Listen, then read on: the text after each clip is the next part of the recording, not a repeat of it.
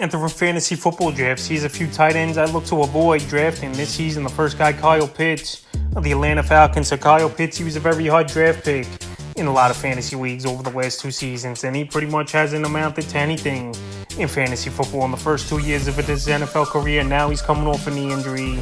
He's still not 100%. And right now, this Atlanta Falcon team, I think this year they're going to rely on the run even more here with the rookie Robinson in the backfield and Tyler Algier, who was pretty impressive last year, and even Cordell Patterson as well, where they could line him up as a receiver at times. And Drake London was pretty decent in his rookie year. So last season for Pitts, 28 catches, only 356 receiving yards, 2 touchdowns on 59 targets. So right now, another quarterback over here in Atlanta. But like I said, a lot of running the football. And Kyle Pitts, how could you really trust him after what you saw from him the first 2 seasons in the NFL? So right now, he's going 5th, 6th round in most fantasy drafts. That's still way too high for me. If he was going 9th, 10th round, I definitely would think about it and try to get it. I know he's a talent.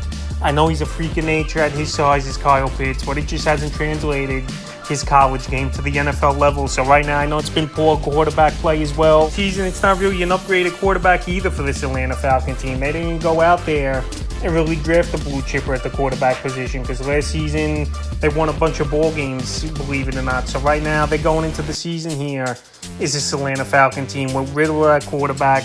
I don't think we're going to see much out of him, and I don't think it'll elevate here is Kyle Pitts. So right now, he's a tight end I would avoid this season. Next guy's David Njoku of the Cleveland Browns. And Njoku, every season, he's going to be a breakout tight end you hear and see on a lot of the websites. But right now, Njoku, he'll have 2 great games and then disappear for 3 games. And the inconsistency's been a staple of his NFL career, even though last year was the best year of his career. 58 catches, 628 receiving yards, and 4 touchdowns. But right now, over here in Cleveland, they got a lot of playmakers, and they added even more in the offseason here. So we know they got Chubb in the backfield. Amari Cooper, he had a very solid season last year with the Browns in his first year over there. You got Elijah Moore, you traded from the New York Jets. Cedric Tillman, I definitely have as a sleeper this season at the wide receiver position. A lot of people raving about him, especially Randy Moss, who thinks this kid's got one of the better skill sets he's seen in a long time.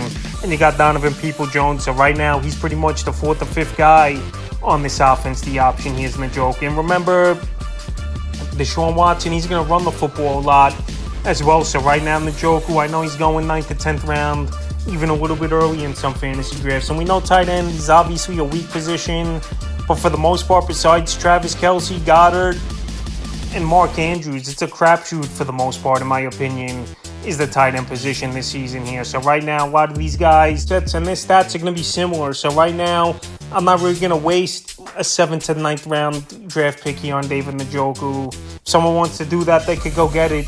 Go get him in those rounds. But right now, I'm not going to be the fantasy owner to do it, because like I said, inconsistencies have been there. And he's the 4th or 5th option right now with the Browns adding in the offseason. Next tight end is Darren Waller of the New York Giants. So Darren Waller, it's been pretty tough for him over the last few seasons with injuries over there in Vegas. And now the Raiders, we know they traded him in the offseason to the Giants. And the Giants, they definitely needed an upgrade, either a tight end, a wide receiver, and they did fill some holes in the offseason. They got Paris Campbell, the wide receiver hired, who a lot of people are raving about with his speed in training camp here for this Giant team. And now you add Waller to the mix. So last season, Waller only playing 7 or 8 ball games, about 28 catches, 388 receiving yards, and 3 touchdowns. And right now, we know this Giant team, they're still a run-first team. A lot of short routes, a lot of Saquon Barkley out of the backfield. Obviously, we thought he was going to hold out, but he signed the franchise tag. And right now, Waller, I still think he could be a red zone threat. But right now, he's going 6th to 8th round of fantasy drafts, and I'm not really going to waste a pick on a guy who's been injury-prone over the last few seasons here in Darren Waller.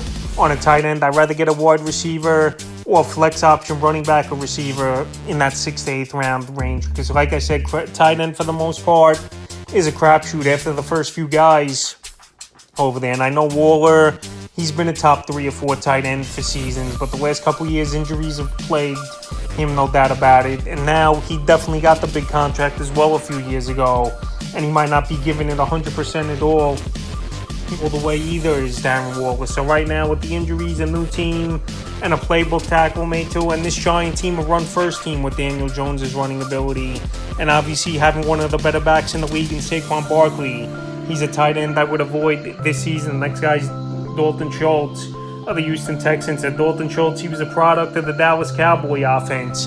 And Dak Prescott liking the tight end a lot last season. So Schultz last year, he had a nice year, no doubt about it. 57 catches, 577 receiving yards, and 5 touchdowns for the Dallas Cowboys. But now he goes to a Houston Texan team where obviously there's going to be growing pains, and they don't have a lot on offense where defenses, they might actually zero in on Dalton Schultz a little bit. So right now it's the classic.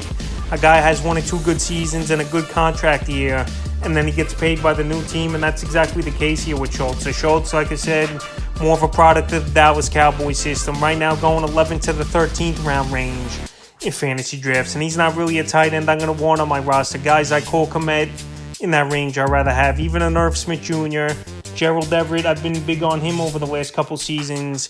I like better than a Dalton Schultz. So guys in that area, and even his former teammate Jake Ferguson could be a sleeper as well and outperform Schultz possibly this season. So right now, with him going to a new team and tight ends, like I mentioned, I like better than Schultz this season. He's a tight end I would look to avoid draft day. In the 5th and final tight end I look to avoid Dawson Knox of the Buffalo Bills. So Dawson Knox, a few years ago, he's one of the better tight ends in fantasy football. But last season, inconsistencies and injuries have plagued him. 48 catches, 517 receiving yards, and 6 touchdowns. So towards the end of the year, he found the end zone a few times. But now the Buffalo Bills, they went out there, obviously in the NFL draft, and they felt like they needed an upgrade at the tight end position. And they went out there and got Dalton Kincaid early in the NFL draft. So right now, Kincaid, they're projecting him a pretty solid season where he easily could get 500-600 yards and find the end zone 5 or 6 times. He is Kincaid, and he's a big target. And so far, him and Josh Allen in training camp